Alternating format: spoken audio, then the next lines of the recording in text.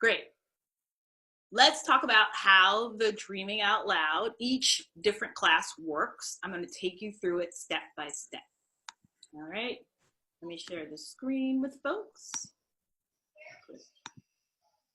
So there's 3 ways to get at this class. The 12-week mastermind, which is small group coaching, 2 to 4 students. The 6-week introduction to the Dreaming Out Loud emotional type is an introductory class where we focus primarily on identifying your 4 major emotional chords. And then the Dreaming Out Loud online masterclass is completely a driven online course, like the mini course, broken into 12 months of classes. Okay, let's talk about the mastermind group. This is private coaching because it's such a small group, so you get lots of attention. Saturdays in February, March, and April, 10 a.m. to 12 p.m. Eastern Standard Time.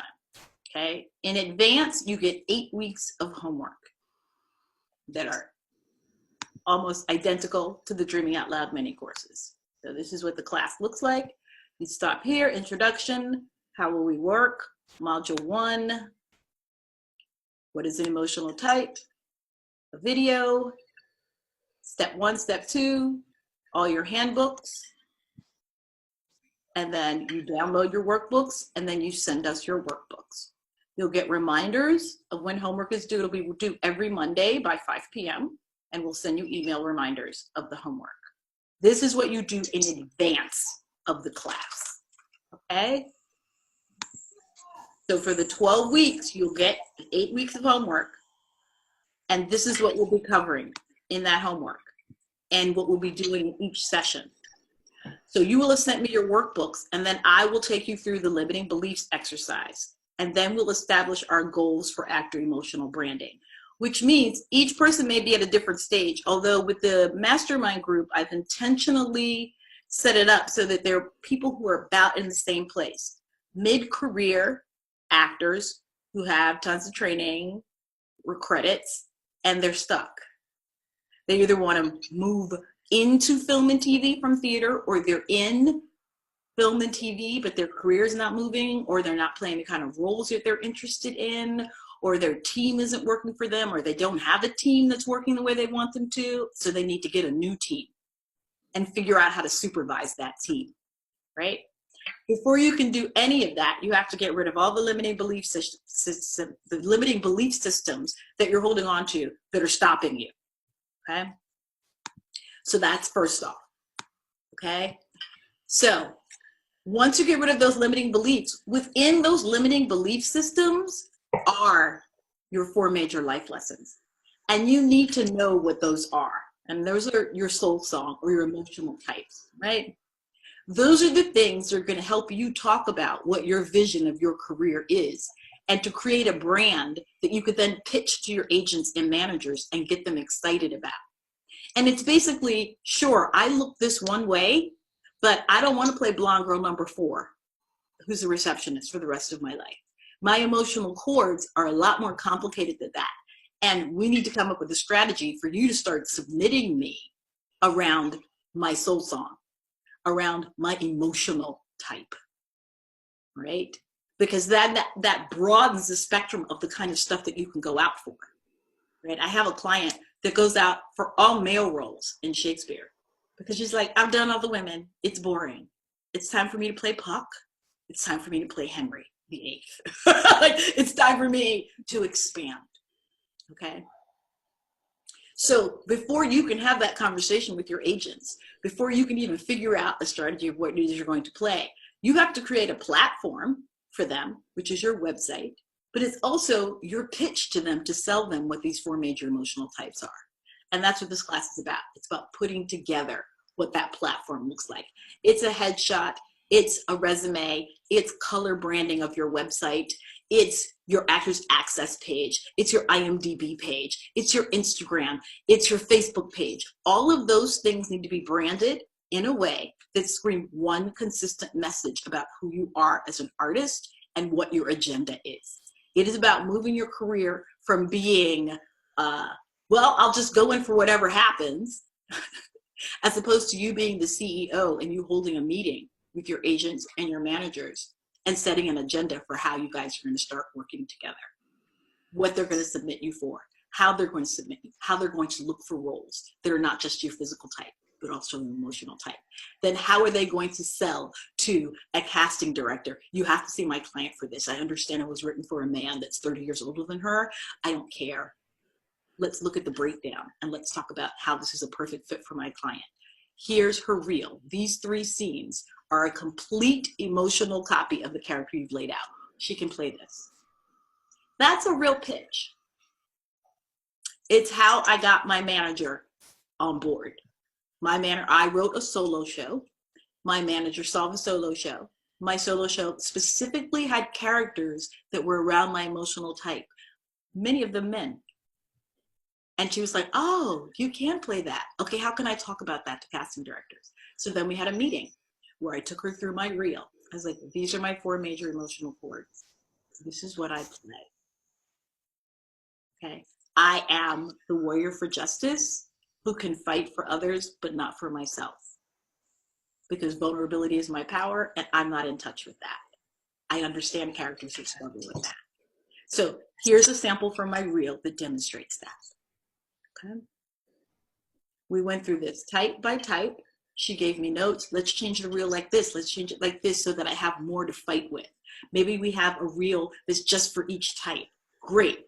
So let's spin that. And she has a different strategy for every kind of role that she wants to get me seen for. So she has the material to fight for and the language. And then I had a meeting with my agents. She was on board. I got my agents on board. Voila. I never go in for stuff for Black women. Every now and then. But for the most part, no. Because I set an agenda. Okay, and we're going to meet Hillary a little bit later, who's my client. She was one of the first people that I really started shifting this to mid-career actors with this technique that I'd used for myself, and then I started teaching it to others. Okay, and I did that with her in private coaching. So that's the goal, to identify these 4 major types. Before you can have a business strategy, you got to know what it is that you're selling and figure out a way to package it so the industry understands what you're selling. And then they're like, oh, okay, I understand this now. I can send her out for this, right? But if you don't understand that, you can't create a platform for them and get them on board. So this is about moving from being the actor hoping for a job into the CEO who's guiding the direction of the career. Okay? So the way that we go about identifying these 4 major chords is that we use the dreaming out loud technique. We use the lists making that you worked on for the mini course. We use the questions. We use the reframing the anatomy of a lie. We use the True Node North analysis to establish your 4 major emotional themes in both your personal and your professional life. Now, Rachel, we got at some of this emotional themes work in our work at graduate school. In the first year in the Meisner technique, our teacher was very aware of the assignments that she was giving and the parts of our emotional temperament that we were working out. And mid-semester, she would say, great, I gave you assignments. These 2 parts of your emotional temperament you have explored. You haven't explored vulnerability. You haven't explored fear of death. You haven't explored. She got really specific. And that was my first clue about emotional chords. And she would say, I want you to look into some of these emotional chords. I want you to look at some of the places you're afraid to go. Because that's a key about what you can play. And in one of my first sessions with her, she was like, yeah, you should look at Gertrude. I was like, well, Gertrude's always like this really old white lady. She was like, doesn't matter. You have the emotional material to play that. And she really helped me open my eyes about emotional type. Otherwise, I'd be very limited to playing maids and crackheads. That's dumb. Right? And it was also my teacher that said to me, Maggie said, you're a leading lady, but you're also a character actor. And it's really important to know that so that you don't box yourself in. Right? She's always talking to me about, you need to approach your career as if you're the boss of it, not what the industry is interested in, right? You're going to have to push yourself forward if you want to play these roles. So that's how I figured out a plan, right?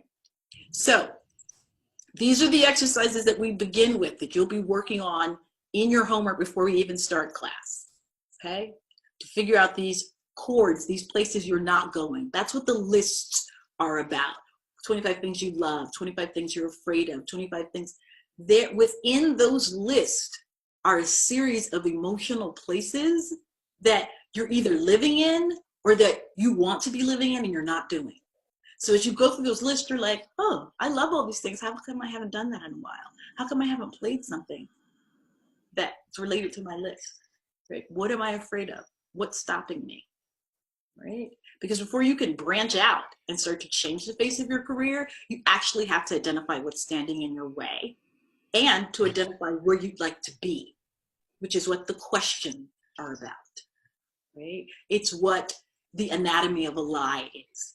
The anatomy of a lie exercise is really about what you currently believe about yourself, and then what part of that is something that's been handed to you based on other people's fears who raised you or taught you, and how that actually may not be the story that you want to live, but you are living that story out because you've been taught that this is what's important.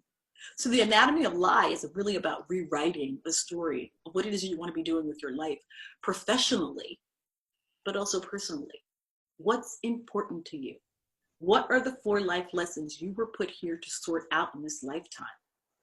Because once you figure those out, you start to align your life with your core values of what's important to you. What will make you happy? What is fulfilling your purpose? What is your soul's song? Okay, so that's what all of these exercises are about. Then we go into the archetypal life lessons chart, okay, where we start to identify major archetypes. I had a great question from Alana, who worked on this exercise. I found that the archetypal chart was kind of broad, whereas the exercises you had me doing, the list making, the questions, the reframing, the True Node North analysis, that was far more specific. And it's like, that's a great observation. Archetypes are general. The mother, the fighter, the warrior, right? These exercises that I've given you ahead of time are specific to you, right? So that you begin to understand, I may be a warrior, this may be my archetype, but how does that manifest in my life so that my emotional core that I identify is specific to me? Because in specificity is where you're going to find your power. And that's where you're going to be able to sell your agents and your managers on getting you seen for really specific stuff that they would not automatically think of for you because they're blinded by your physical type. So doing the archetypal exercise is to give you more ammunition to be able to really talk about what your 4 major chords are. Because this is the feedback that I got from my clients. It's like, I really got all my chords down, but then I had a hard time when I got into the meeting with my agents and managers about how to talk about this, which is why I take you through all these exercises so that I give you all of this information. I give you all of this language that is specifically about you, that you are, okay, answering questions. You are providing the template for me. I'm just giving you the questions to fill in that template. And I found that when folks work that way, the language about their emotional chords becomes more their own, right? And less technical, okay? So once we've gone through those exercises, you will have a really clear idea of what your 4 major emotional chords are. And then we'll start looking for scenes, okay?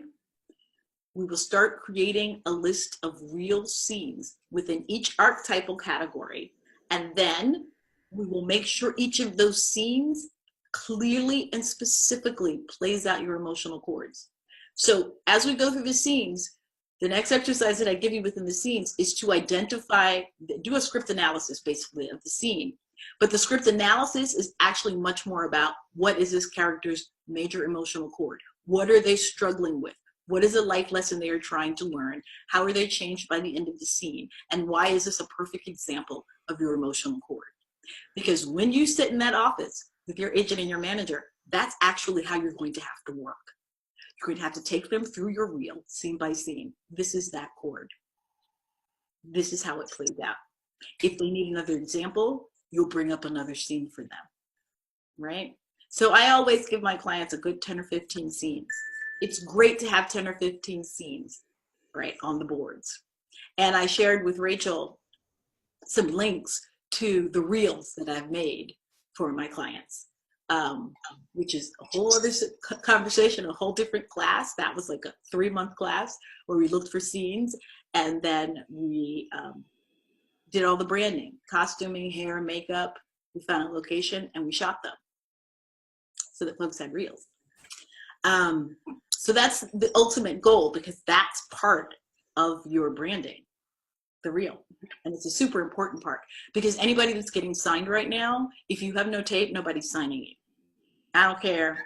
Maybe if you're in a Broadway show, but the first thing they're going to ask you to do is, we need some tape, because we can't get you seen for anything without tape, right? ABC, NBC, all the casting, that's,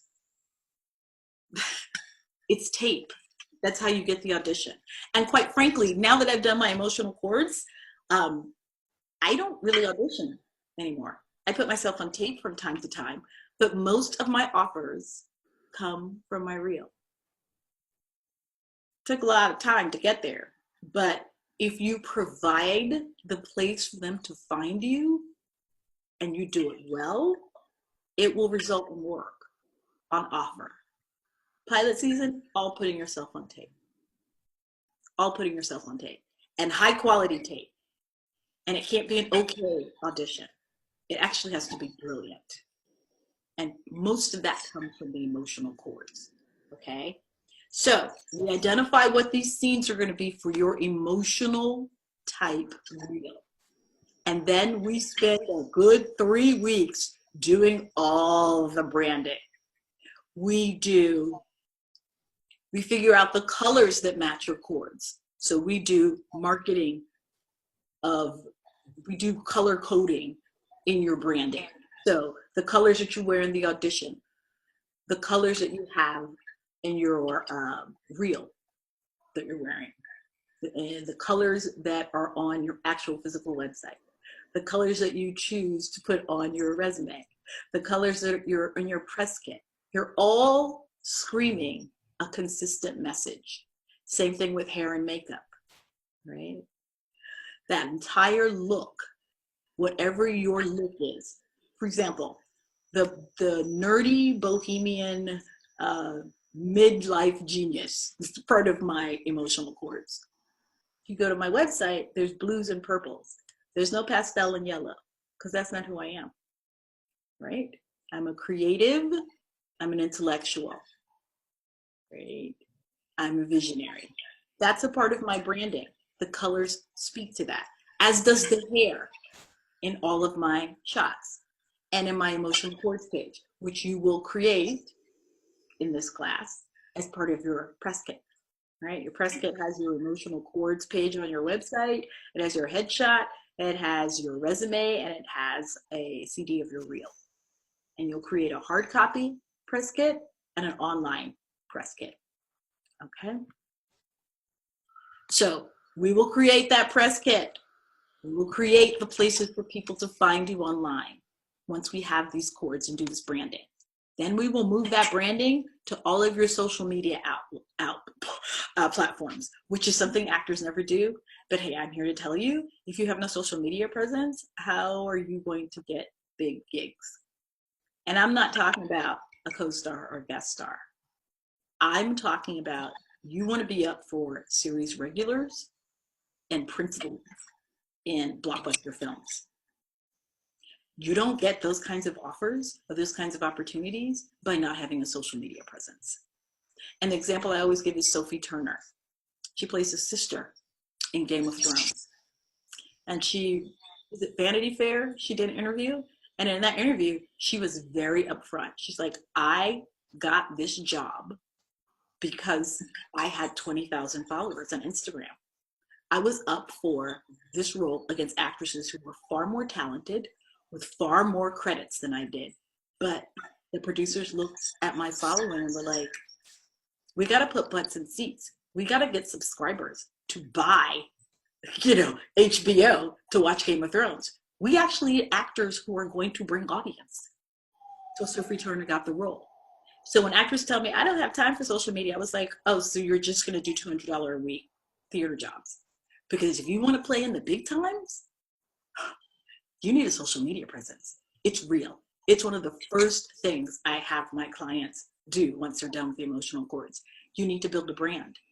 You need to say to producers, not only do I bring talent, but I bring the potential for audience. Because let's never forget, this is a business. What do you bring to the table, to this $4 million an episode project? Because that's what's going on with Game of Thrones. Now, you may toot your head at, oh, Sophie Turner, that's disgusting that she got a job because she had Instagram following. You know what? That's fine. She got the job. She became a better actress as it went along. And now she'll be getting residuals of $100 million every decade for the rest of her life. Because Game of Thrones made everybody a millionaire. Forever. They will get residuals forever. And I'm talking $150,000, $200,000 a month for the rest of their lives. So it was worth every minute. You cannot mess around with the social media. You absolutely cannot. Entire careers have been made from it. Look at the Kardashians. Kim Kardashian is a mogul because she released a tape on Twitter. That's her claim to fame. Okay? So producers, and I have made films that have gone to Sundance. When directors who are asking me to raise $1 million for them say, oh, I don't have the social media following, I was like, so you want me to go out and beg somebody to give us $1 million and you can't bother to demonstrate that you have following? So how do I, as a producer, know that when your movie comes out, anybody's actually going to show up at the movie theaters if you have no social media following? This is straight business. And it's part of why I coach clients, because people get really afraid. I was like, it's a business like having a storefront, right? Let's do the math of how much it costs for me to make this television show. This is how much it's going to cost, okay? I need Coca-Cola to give me $100,000 for every minute that we're on air. All right? That's how much money I got to raise to make this show. What are you bringing to the table that's going to guarantee that I'm going to get the audience that follows? That's business 101. It's the last thing actors think of. And because I'm an actor, writer, and a producer, it's the first thing I think of. And you, as an artist, business person, have to start thinking this way as well. Otherwise, you won't work. Ever. And the struggle is real. Okay? So, we will look at social media. And I will break it down in a way that's not scary. Okay? We will go through how do you begin building audience organically in a way that's not frightening. Right? You begin to share your career. You begin to share your brand. You begin to share, these are my emotional chords. These are the things that move me in very simple ways, right? You could do one post a week on Instagram and then share it on all the other platforms and start to build audience slowly. And you do it by sharing who you are. If you go to my Facebook page, if you go to my Instagram, I am actually just sharing my thoughts and my ideas as a writer, an intellectual, and a thinker. That's it. I'm not salesy. I'm sharing what I'm passionate about. And people sign on for that, right? I didn't start out being an emotional chords coach. I just started talking about what I was passionate about and what was moving to me. And then my client said, why aren't you teaching this? I'm sorry, okay, I'll teach it. I was like, all right, I'll teach it. Great, right? That's how I built following, okay? So then we will deal with branding and how to do that in small, non-scary, non-salesy ways on social media to start building a following, building an email list, slowly but surely. It's actually not about posting 17 times a day. It's about really sharing what you're passionate about once a week in a post. It's actually not that complicated. Okay, it's about consistency over the long term. Great. Then we will look at the next part of the press kit, which is the headshot shoot, and how I get this question all the time from my clients. How do I pick which picture I need? How do I pick what picture I need? You choose a picture not based on, oh, I'm cute in this picture. You choose a picture based on your emotional cords.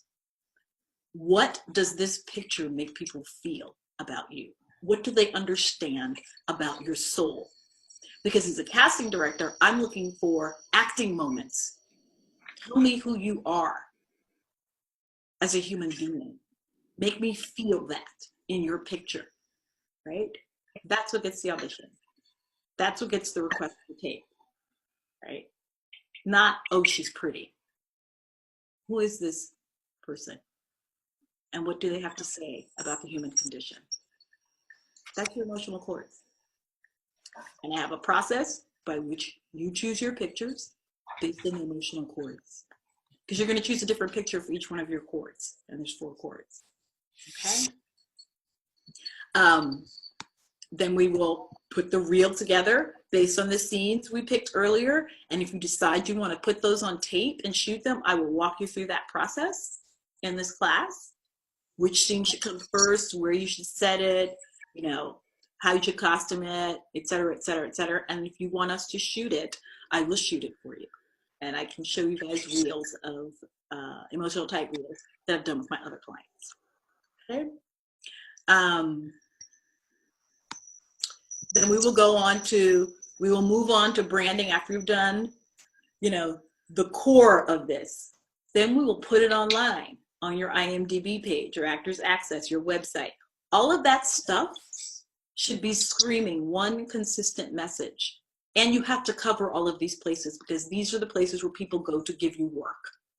Your IMDb, your Actors Access, your website. All of those places. That's the first place people go. People Google you. So when I Google your name, if your website or your IMDb don't come up first, that's something we need to fix. And we address that in this class. We address how you get a website, how you move up to the top of the SEO, which is Google, where you are in Google in the search, right? What pops up first, okay? Nobody ever has to be like, so who is Rachel?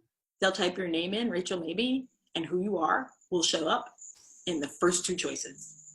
Promise. You never have to guess, right? People never ask me, who are you? I mean, they Google me. I love when I have physical meetings with people in New York and they're like, I don't know what you look like.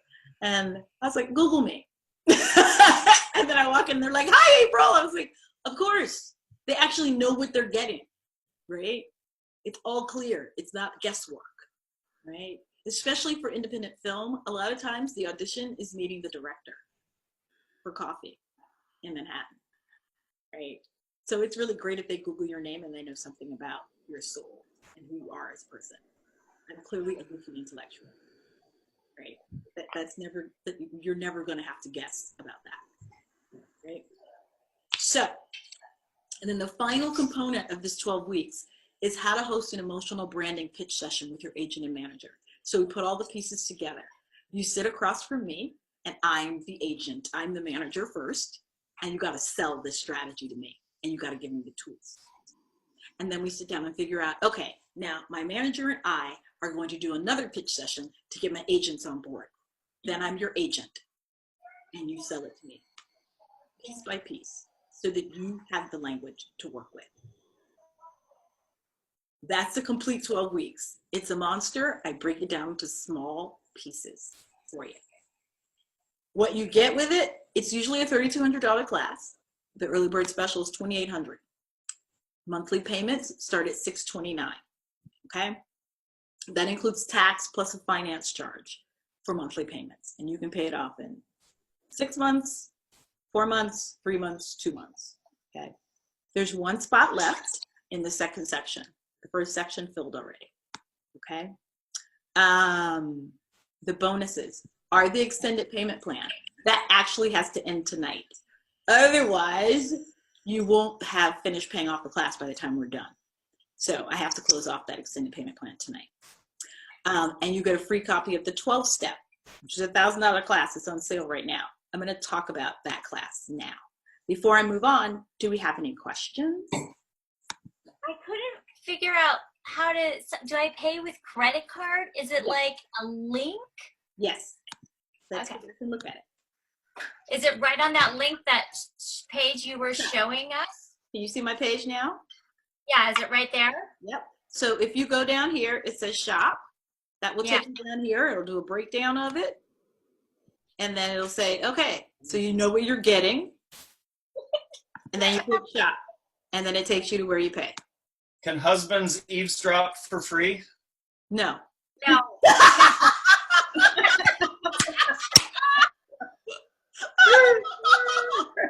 Okay, he's just gonna provide us with like hilarious nudity and walk through naked every once in a while. Well, now you can do that, Kurt. I mean, let me just weigh in on this. I'm all for. Why is that What are your hilarious? feelings about this? Husbands doing like naked walkthroughs. Let's do that. Let's do that. Because you have a cute husband now. If he looked like a booger, I'd be like, "You got a brother, Rachel?" But we do like walkthroughs, hunk walkthroughs. Hillary has a husband that is a hunk, and I gratuitously have him do walkthroughs from time to time. It's like I feel really objectified. I'm like, shut up, just walk. And he goes, okay. Yeah. He has the fireman thing going on. Your husband has the fireman thing going on too. We're like, can he put on a tool belt and a hard hat? But if he was a booger, I would be like, yeah, Sorry. Kurt, did you hear that? Oh my God, this is being. I know. I'm trying to get. Do people? Okay, this is a. Are they using monologues at all anymore, or is that like, no? You can do Okay. a monologue for your reel if it's from television and film. Okay. If you want to prepare monologues, again, this becomes a matter of, okay, where, and we will just sort this out in your emotional cords. Where do you want to work in your career? That also helps determine what material you choose.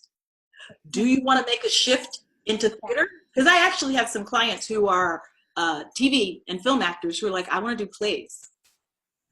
I have a client that was a recurring on Grey's Anatomy and had a film out, and he was like, I really want to do Shakespeare at the Public Theater. And I was like, oh. He's like, but I'm a TV actor. Nobody's going to take me seriously. I was like, so we need to do some branding around you being a theater actor. And we did. Okay. And he ended up in Henry V and at the Public. And we're like, woo. He had never done theater before. So a lot of it has to do with what are your goals? And that's something we sort out as we identify the chords. What are your goals? If you know you really want to work in theater, particularly classical theater, you actually have to show some chops, and you will have to pull out some monologues. Okay. And all of the scenes that we choose, or the monologues, I coach you through. Because we're driving them with the emotional type in mind, okay? And we will make sure, this is the other mistake that people make all the time, is that they don't choose, and I don't know why they do this, they don't choose material that's currently in the marketplace, which actually makes no sense at all, okay? If you want to be working in primetime television, then you need to choose material that's currently on air on primetime, right? That's business strategy 101. You actually have to show the industry what to do with you. So if you choose a movie that's 20 years old, you're not helping an agent imagine how they can pitch you because it's 20 years old.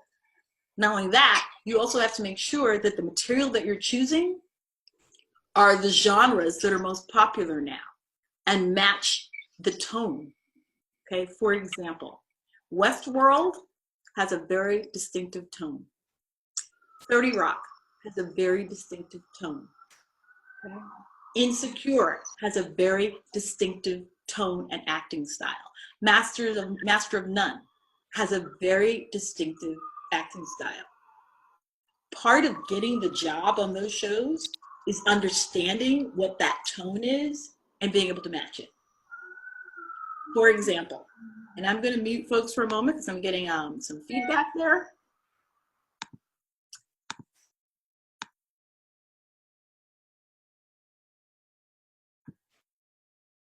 For example, Insecure. I had a client do a scene from Insecure, and she kept doing it like it was Grey's Anatomy. You know, it had this kind of smart, neurotic, um, snappy tone to it. That's not the tone of Insecure. Insecure is full of hyper educated, hyper analytical, 4-year liberal arts kids who know everything about everything and have Googled everything, right? And have tons of ideas and who speak faster than they think and always have like a really strong point of view about everything. And then they're very hip because they're into hip hop and indie music, and they know all the current language, they know all the trends, they use hood, urban, ghetto, whatever you want to call it, you know, hip hop rhetoric, right? But they use that language in an intellectual argument. It's a very specific way of going after what you want in a scene and speaking and talking. Very. Both of them, the leads in Insecure, hyper educated, hyper, right? But down in the way that they speak. You have to capture that pace. They're 4 steps ahead of whoever they're speaking to. They're going for the juggler in every single argument. That's a tone. Very, very different. If you look at Shondaland, okay, you look at Shonda Rhimes shows, all of those characters speak like Shakespearean characters. They do tons of long monologues all on one breath. Very distinctive kind of acting, and you have to match it. And folks don't know that until they work out those scenes, and they're like, oh my God, that monologue was just one continuous monologue. Look at the people who won Emmys for that show. They are doing epic Shakespearean monologues where they never drop the energy, the inflection, until they've made their point and won the argument. It's really complicated technical acting. If you don't match the tone of the show, you don't book the job. Which is why it's incredibly important that your reel be filled with things that are currently in the marketplace. So you can demonstrate, I'm not gonna have to learn how to do this acting in order to do the audition. Blacklist is another great example that I have a couple of my clients. You need to analyze that entire show, right? I mean, how are you going to be a New York actor and you don't know how Blacklist works? The language is really complicated. And I'm not talking about for, you know, one day players. I'm talking about for recurrings. I'm talking about top of show guest stars. You actually have to match the tone of the show, right? When I chose material for my reel, I had a clear idea of the kind of writing that I was good at doing on TV. And so I chose scenes that showed that. That's what's on my reel. So I get offers for top of show for Bull. And Bull, the language is very expositional, right? It's a CBS show. It's very expositional. Everybody's an expert at what they do. It's often technical. Everything is a legal argument. You actually are providing the audience with a lot of expository information that's driven through this lens of, I am the expert on this. I'm a doctor of this. I'm a doctor of that. And I have to give Bull, who's a doctor, a psychologist, all of this information in technical terms so that he has a way to create a legal argument for his client. Everybody that's on that show speaks that way. You have to be able to deliver and handle that language. And you're not going to learn that because it got some sides tonight and you're going to go in tomorrow. It just doesn't work. You actually have to understand that that type of show, that type of writing is in your wheelhouse, and you need to have something on your reel that represents that. I booked that show on offer. I didn't audition for it because it had a kick-ass reel. A kick-ass reel, right? And my TED Talk, right? And my TED Talk, all of the language is exactly like that show. I use my TED Talk in my reel. I like, you know, it's the two were hand in hand. That's part of the branding, right? And when I got that job, the director said to me, I looked at your reel and I looked at your TED Talk. It told me that you know how to handle this language. That's very intentional. That's extremely intentional. And you have to create a brand like that. You have to create a place for people to see, these are the kinds of roles that I play. And this is the kind of material I handle extremely well. So the choice of material in your reel is extremely important. Up until last year, I actually had a couple of scenes that I just taped myself because I didn't have one of my emotional chords laid out. I didn't have a scene like that from something I'd done. So I made one because I needed this goofy, sort of bohemian, funny, quirky, kind of an insecure character. I needed something like that on my reel because I didn't have it. So I made a scene. There you go. And then I booked the movie. Just adding that. So it's important that your reel not only show your emotional chords, but also be a direct reflection of the kind of material being done in the marketplace right now. Any other questions before I go on to the next class? No? Yes? Maybe? Okay. So your question is, are there the 8 weeks of prep work with the 6-week class? Yeah, is it the same for the 6 week? Okay. With the 6-week Okay. class, you will get the 8 weeks of prep work, and then you will have the class.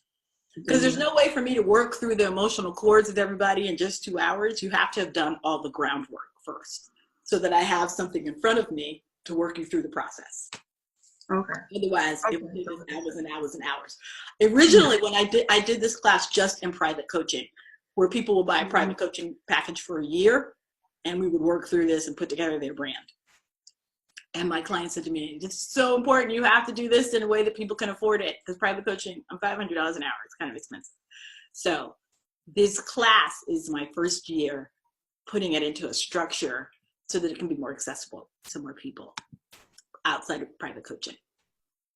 Okay.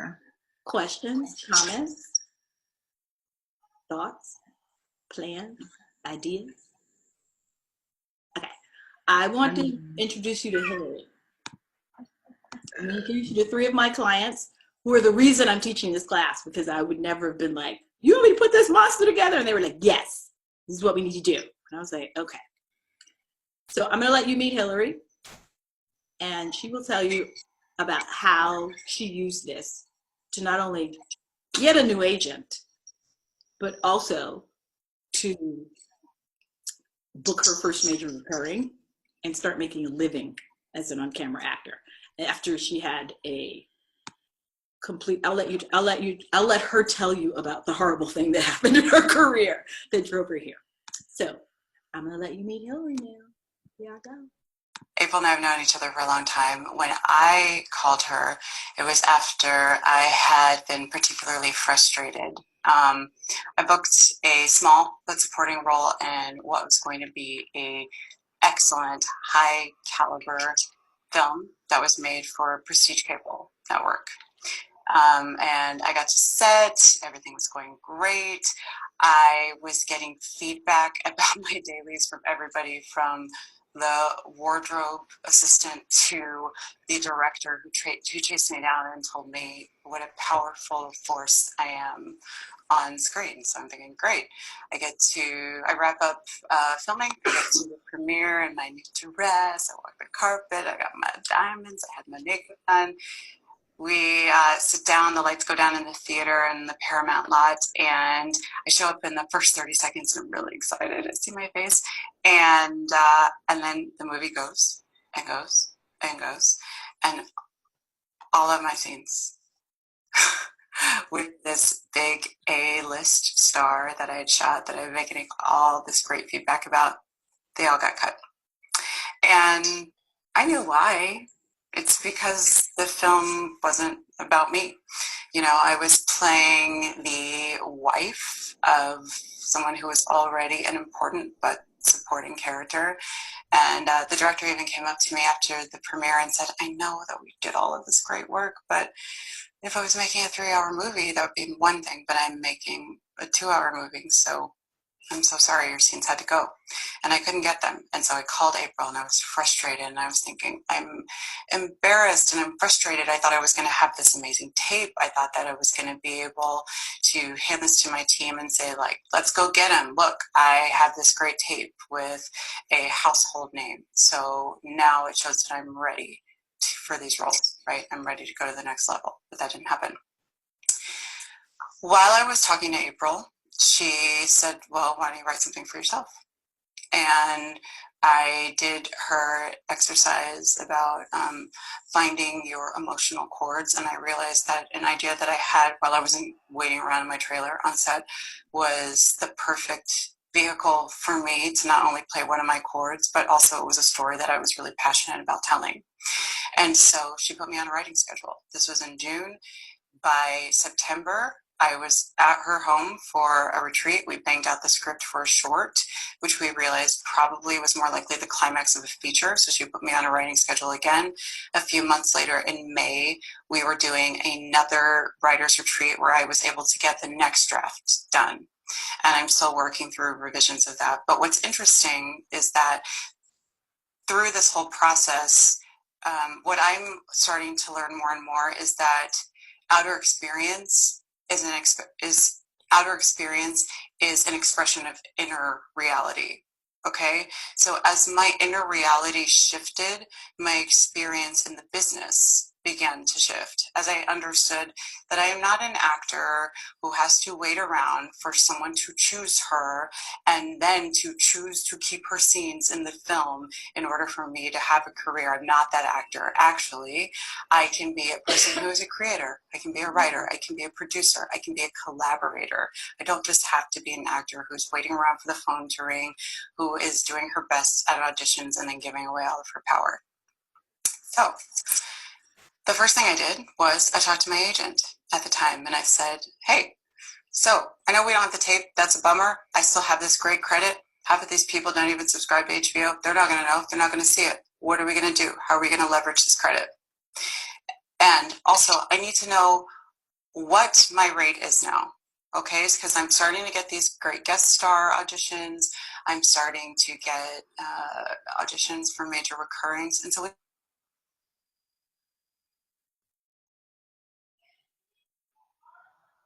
I can't hear her. What's happening? The sound is gone. every job. We'll cross that bridge when we come to it. So not 2 days later, I booked my first recurring guest star. I got a $50 raise from what I have been earning a day as a co-star. $50. So I fired him. Now, a lot of people would think that was crazy. I did not have another agent lined up. Hadn't even taken meetings. I didn't know what I was going to do, but I knew if the next job did come in and I had to give him a commission on it, I was going to resent it. I wasn't going to be happy about it. And I felt like I was selling myself short by sticking in a relationship that I was like, this person doesn't value me. He doesn't see my career going the same place that I see my career going. And that means that we can't collaborate anymore. So I fired him. And I took a bunch of meetings. I called all my friends. I said, who are you going to refer me to? All my friends who had careers that I admired, the careers that I was aspiring to. I said, okay, I need help getting into the door. And so they helped me set up meetings. And I took a bunch of meetings. And in the first 6 months, I got no agent. But I stuck with it. And in January of the next year, I got an agent. Now, I got an agent in January, the time that everybody says it's crazy. You can't even get a meeting with an agent. It's silly to try. That's when I got my meeting with my agent, and then I signed with them a week later. Okay? So, first of all, there are no impossibles. It's just because it happened to somebody else doesn't mean it's going to happen to you. Okay? You can make your own way. So I signed with this agency, and not a month later, I booked a major recurring on a limited series. That's coming up. It's going to be, we filmed all year, but it's coming up next year. And I thought, great, here we go. What's next? And since then, since booking this major recurring, I've booked a great juicy top of show guest on a network show that will also be recurring.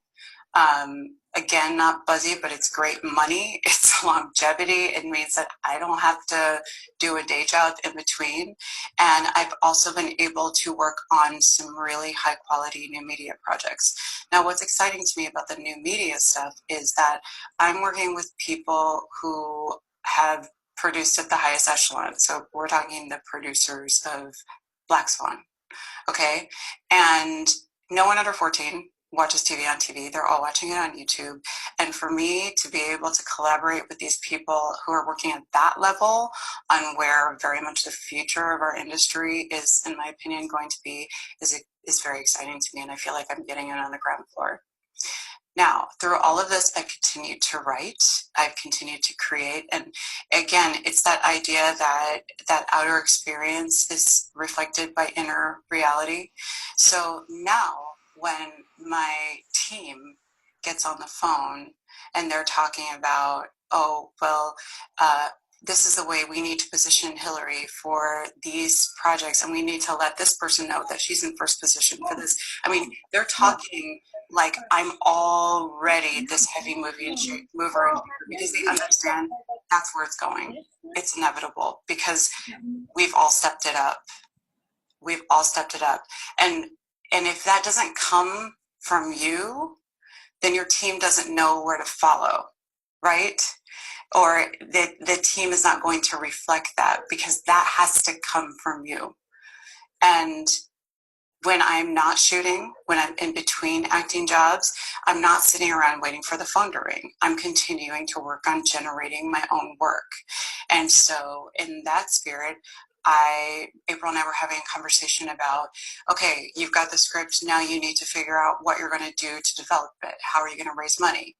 Well, I've never done that. I was like, I don't know how to go to a TV executive and pitch a script that I've written and sell it to them with me attached as the lead. I've never done that before. So what did I do? I reached out to my friends who are executive producers, who are showrunners, who are co-producers. And I said, hey, how do I do this? I've got 30 minutes. I'll take 30 minutes of your time. I'll buy you lunch. I'll buy you coffee. Can you sit down and talk to me about what you think I need to do or the people that you think I need to know? Or can I talk through my pitch with you? Can you give me feedback on that? I was able to talk to the showrunner on Stranger Things. I was able to talk to a co-executive producer on Arrow. I was able to talk to a multi-Emmy award-winning writer on Veep. I was able to talk to an Emmy award writer on The Handmaid's Tale. I was able to talk to the showrunner and creator of the web series Guidance. And that was all because the people that I'm reaching out to, they understand that A, I'm not wasting their time, and B, that if I'm asking these questions, I'm not asking them to give me a job. I'm asking them how I become a better collaborator, and they're willing to take that meeting because they know that even though I'm sitting in their office today, they could just as easily be sitting in my office 5 years from now. And that it's about building those long-term relationships and working, finding the people that are on the same page, finding the people that are serious.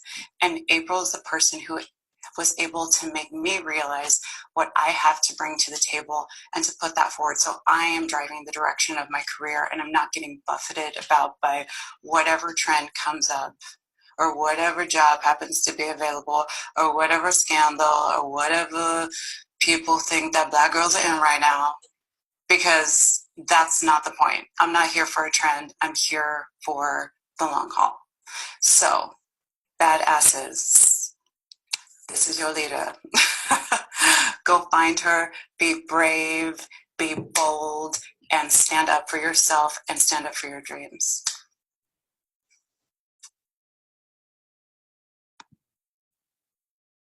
All right.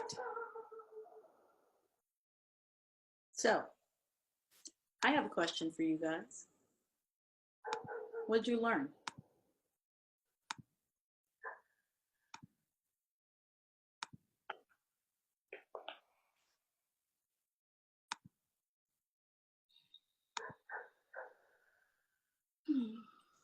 Well, I got out of it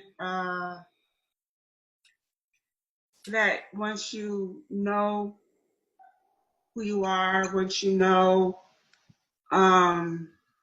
You could use the emotional cords to set to drive your own career. You don't really have to be waiting on other people to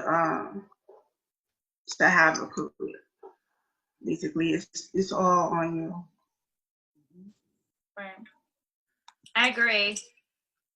I mean, just that she seems to now have, which I don't know that she may have had before, like that confidence to take it to a level where she's in charge, like she's really can drive a conversation and have the confidence to be in that kind of production meeting where she has something to bring to the table other than just herself as an actress. I like that she said that their team takes their cues off of you. And if that doesn't happen, you're letting somebody else be like, oh, well, you're kind of cute. I'm going to submit you for this. There's no plan of action. You know, and a lot of actors are really afraid to assert that. And your agents are there on the phone 24/7. Please see her for this. Please see her for this. Please see her for this. They're actually glad for you to give them something else to say, like to give them some other tools. They're exhausted and overwhelmed. And I don't know if you're on the Badass Actress page. I think I'll post it on the blog. Hillary does a session with her agent, and she did it live on Facebook. She's like, so I'm interviewing my agent. Here's how he likes to be talked to. It was a great session. I was like, she has quarterly meetings with her agents. That's how they know she's serious. That's how they respond to each of her emails. I never email my agents and don't get a response, a specific response, right? They have a 10-point checklist of what I'm interested in doing and how to negotiate a deal. And I don't talk about money unless there's dates and an offer on the table and a script, right? Your reps take their cues from you. So you better have a plan like of how we're going to work and set expectations around your work, right? I want to do Shakespeare in the summer. Hillary is a TV and film actor who is very committed to staying in the world of theater. So all of her agents know this summer she's doing Shakespeare. That's how that goes. That's not a question. During the year, she has a kid. She's doing TV in LA. So she can come home and pick up her kid from school. That's how it works. And not getting out of bed for less than $10,000 because she has a kid and a husband. And she has to spend time with her family. She can't be running off doing theater all the time. That's what summer is for. And she's going to do theater in LA because she has a family. She sets the agenda, right? She sets the agenda for how she's going to work and what kind of work she wants to do. She just finished Sense and Sensibility. She's dying to play that role. She's like, I don't want to be Black Girl number 7. I actually really need to be doing Jane Austen. And that's what she went after. And she got it.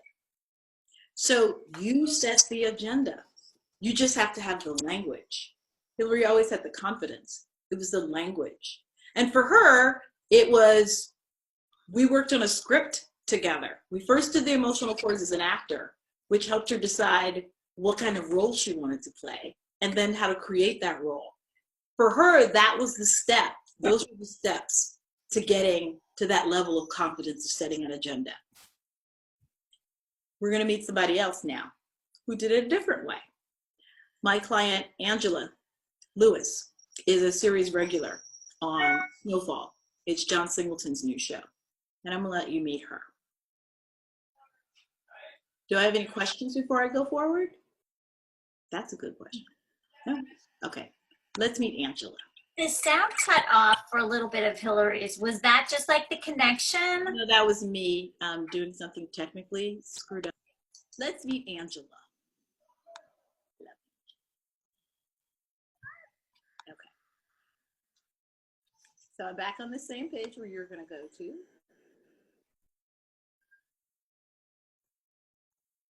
She's the movie star.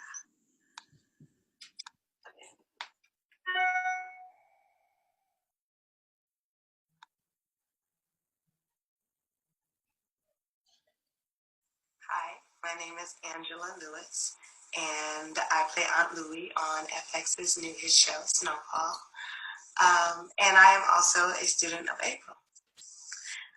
I like to think of myself as a student for life. And a part of being a student for life is that you're kind of always in the unknown. So I'm learning how to be comfortable in the uncomfortability of life. And so I could equate that to there always being a little bit of a fog. You know, things are hard to see. You don't know which way you're going. You're not quite, fully adjusted. Without April, I would be in a deep, dense, charcoal gray fog, really trying to figure out which way to go. And everything I would just be a lot more unclear. And so I'm really, really grateful to have a lot of that fog lifted from working with April. So thank you, April. And I encourage everyone to take class with April in some aspect. She's got a lot to offer, a lot of words of wisdom, and she's crazy and hilarious.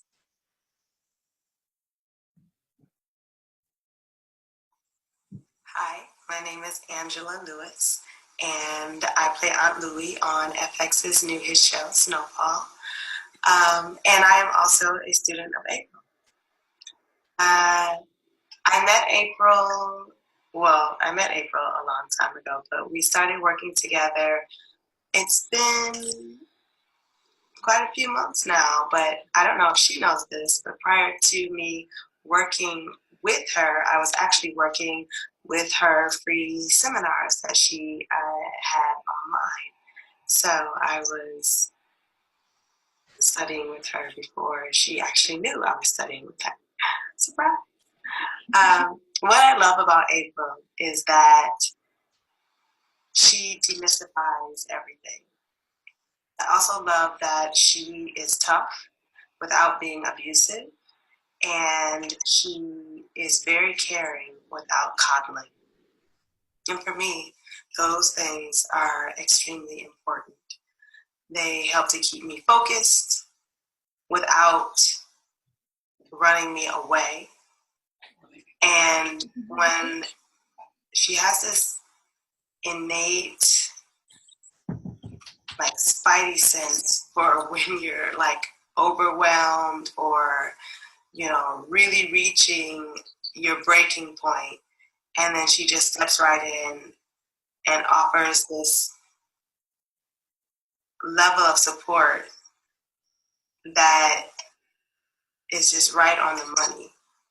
She really just knows what you need right when you need it the most.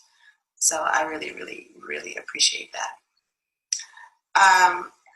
I work with April, or have worked with April, on the Emotional Chords course, the Badass Business Strategy Mastermind, and the Badass Writers course. What I learned is that all three of those things work together in this really delicious cycle. I had to learn who I was in relationship to the stories that are innate in me, and how those stories find themselves in other characters in various scripts. And those stories that are in me that I find in other sources, in other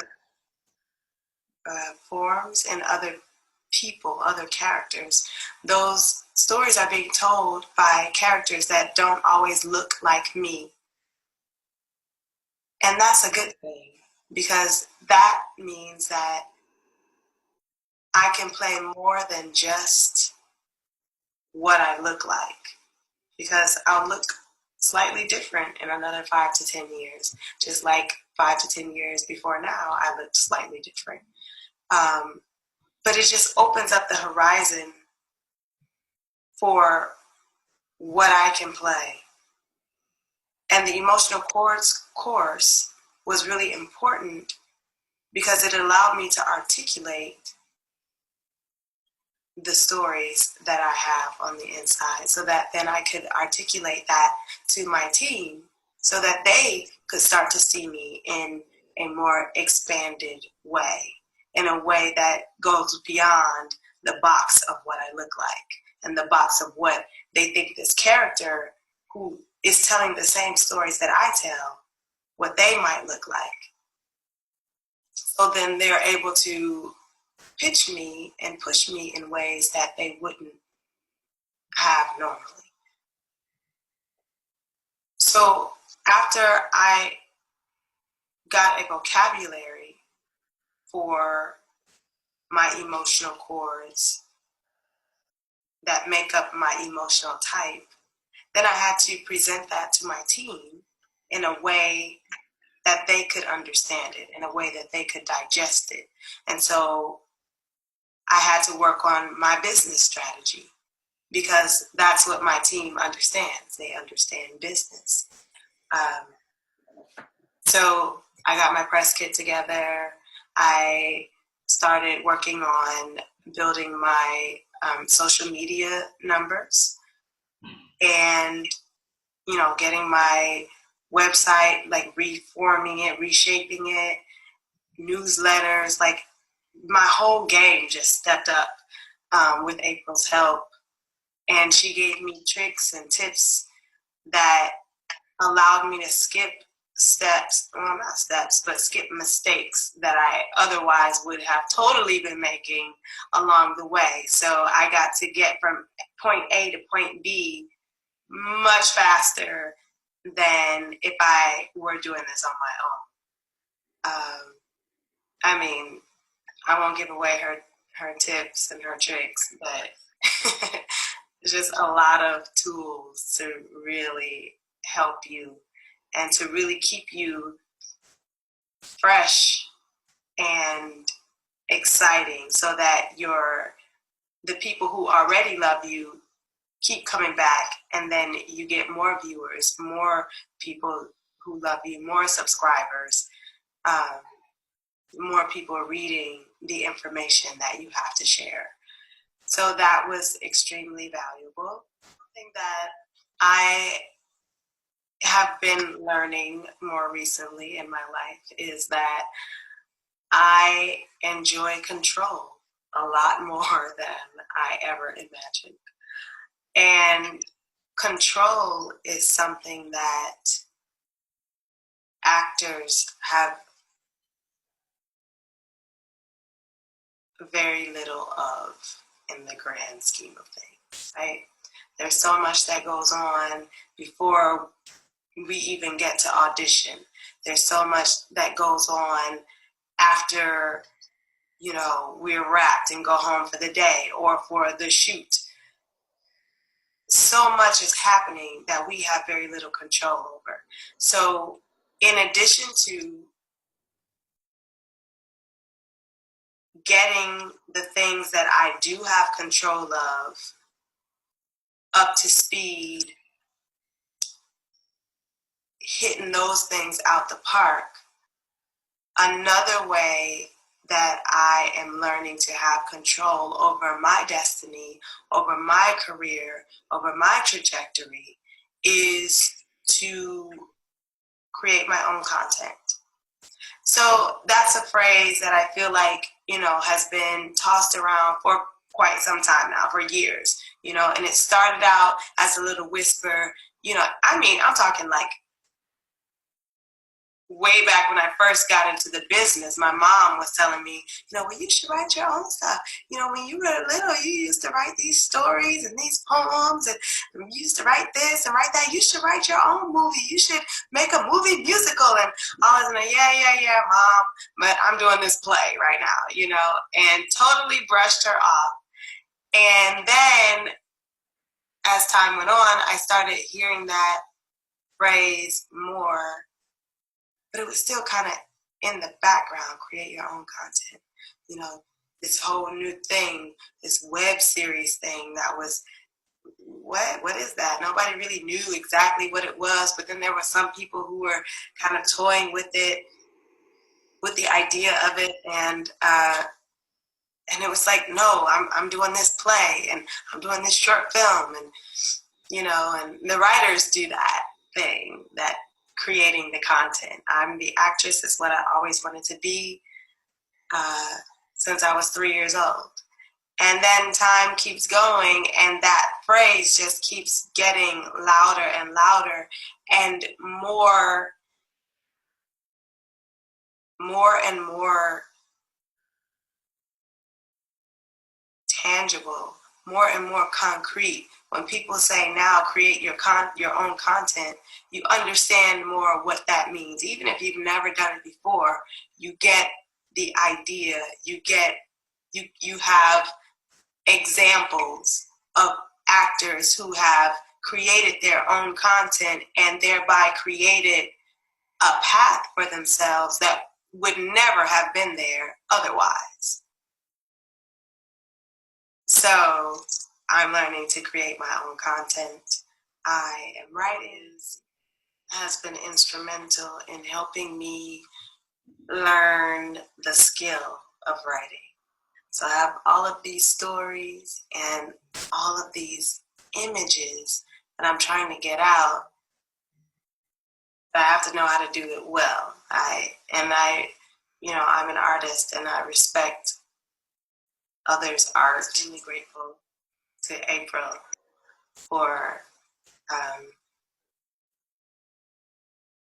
challenging me every step of the way, and for nurturing the really scary parts. So, where would I be without April? I like to think of myself as a student for life.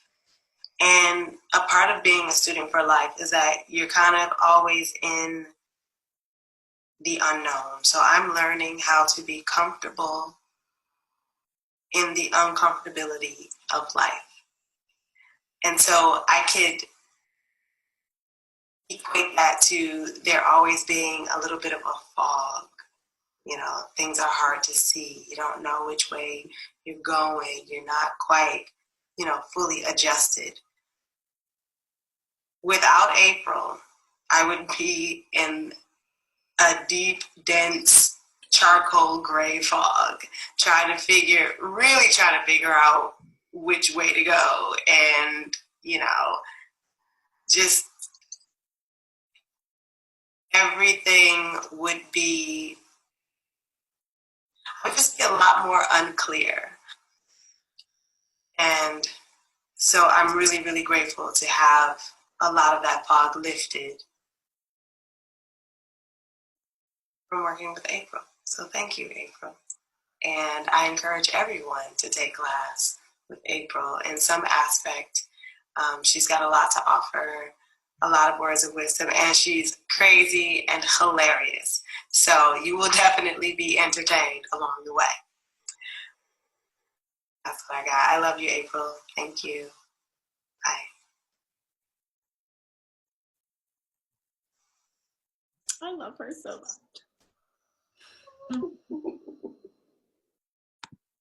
So I'll tell you a funny story about Angela. She actually kind of reminds me of you, Rachel. When I had always seen her on stage playing 12-year-olds, 15-year-olds, 16-year-olds, all off Broadway, all the time. And I was workshopping my show, Good Bread Alley, at New York Stage and Film. And I wanted to cast her. And we had a casting director. We'd hired a casting director who's a big TV casting director. And of course, she brought up all these names, movie stars, blah, blah, blah, blah, blah, blah. And I was like, that's great. I don't know if they can handle this language. This is a really language-driven play, and I need real theater actors. And I was like, here's my list. And she's like, I don't know any of these people, because she was a big movie star casting director. And I was like, oh, well. She's like, well, do they have tape? I was like, sure, let's go. So I start Googling, and I have all these heavy hitters, these people who do August Wilson, who do Shakespeare. They're at the Shakespeare Theater on their resume. They have the Public. They have Hartford Stage. They have Yale Rap. These are theater actors. Google them. Nobody has a reel. Like, most people don't even have websites. I was like, these people have New York Times reviews up the U-Ha. They got Broadway credits. They have no tape. And so the director and the casting director were like, I don't really know them, so we're really taking a chance. I was like, but I know them.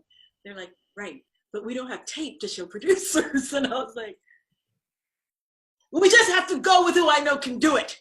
And they were like, okay, so when you're in the production meeting as the writer and the producer, they're like, if they suck, this is all on you. This is all our careers on the line. And I was like, take it. We get to New York Stage and Film. We do the first read through. We go with, LaShawne's was the lead and Seth Gilliam was the other lead. They're big stars. Okay, great. Everybody's like, fine. All the other people are theater actors who I know can really do it, but not stars. Angela was one of those people. Go to the first read through. She blows it out of the park. Like, she's practically off book. She has the dialect. It's 19th century African American standard. So obscure. She has all of the songs in the dialect performed full out. She's magnificent. And the director's like, wow. And I was like, don't mess with theater actors. Okay. Train it. Hewitt Pontejeur was also in there. Keith Randolph-Smith was also in there. Who's my clients now too. And I was like, and of course, they laid it out. And so LaShawne's is like, damn, we gotta bring it. I was like, yeah. So after the reading, I go, Angela, come here. She comes over, she goes, yeah. And I was like, come here, baby. I was like, that was amazing. Wonderful. And she goes, oh, thank you. And I was like, but if I see you on a stage next year playing another 12-year-old for $200 a week, I'm gonna whoop your ass. She was like, I was like, get your ass a website and a reel and go to California and be a goddamn star. Right now, I'm gonna whoop your ass. And she was, yes. She was like, I was so terrified. Now, years later, she told me, I was so terrified of you. I didn't even really know you. And I didn't know her that well. I had just seen her in play after play after play. So I knew she needs to be in my play. And so I was like, do you know what I had to do to get you this part? I had to go to the ground in production meetings and fight for you because you had no reel.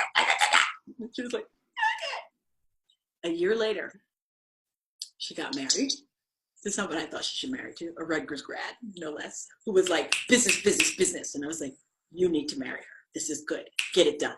So he married her. A year later, they took all of their wedding money, moved to LA. She got her brand together. She got her reel together. She got an agent. 6 months later, she was a series regular. She had no TV credits. All she had was theater credits playing 12-year-olds. She got a series regular playing a 40-something drug kingpin, completely against type. And she's like, I pushed to get that audition with my emotional cords. I pushed for stuff that I knew my soul could do, even though I'd been playing. And of course, they looked at her resume and was like, oh, you've been playing teenagers all over in the theater. And she's like, yes. And you have no TV credits. She's like, yes. But I shot some scenes for my reel and my emotional cords. And John Singleton saw her. And he's like, I never would have thought you could do that. And 6 months later. So just like Hillary said, when people tell you something can't be done, that's BS. That's BS. She booked the series regular, no credits. But she positioned herself in a way and hired her team in a way where she was like, this is what you need to send me out for, not this. And we had long conversations about other stuff that she was up for. And I was like, is that what you want to play? Because of how you look? She's like, no, I want to play this thing that nobody would ever cast me in. And I was like, then you need to push them around this and you need to give them the language. Series regular. I was like, you did what?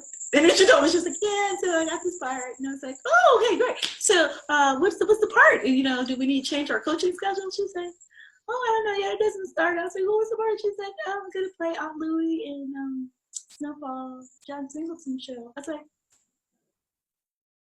this is not a recurring, that's a series regular. She's like, yeah. I was like, She's like, yeah, so we really need to talk about what my brand is. I was like, wait a minute, you got a service regular? Can we just talk about your service regular? She was like, I was like,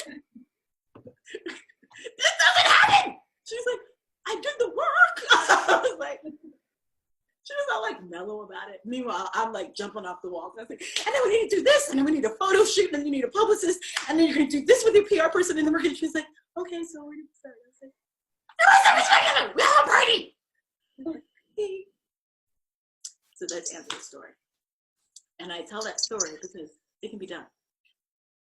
It can be done. So you can go to this page, you go to the testimonials. There's another one of my clients, Brittany. We're running out of time. I don't want to drag y'all down to the ground. But Brittany trained with Maggie at the Maggie Flanagan studio and came to me like, I have no tools. I have no tools for this. I have all this training. I have no tools. Within a year, she was the star of the Purge 3. And her challenge was the business. So I will play her 1-minute video really quick for you guys because she knew how to act. She'd been in that studio with Maggie. She could do those lines. She could listen and respond. She could do all that. She had no business stuff, none.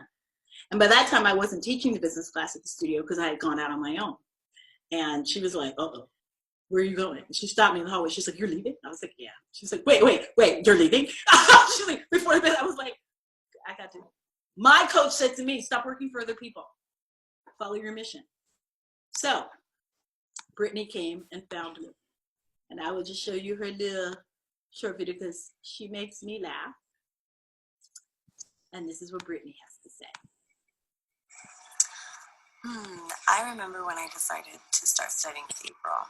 I actually chose to study with her because I overheard her talking to one of her current clients. And I could tell that she had an eye for what her clients need or the things that make her client like special. Like she wasn't just giving you cookie cutter information. It's like she could see you and hear your goals and understand where you're coming from and actually give you great direction and great feedback and great ideas. And like she's just like taps into you individually as opposed to just like, here's some cookie cutter stuff for you to follow, A, B, C, D. Like it was very specific, and I valued that because I got a lot of cookie cutter advice from many other sources. So it was a breath of fresh air to work with her.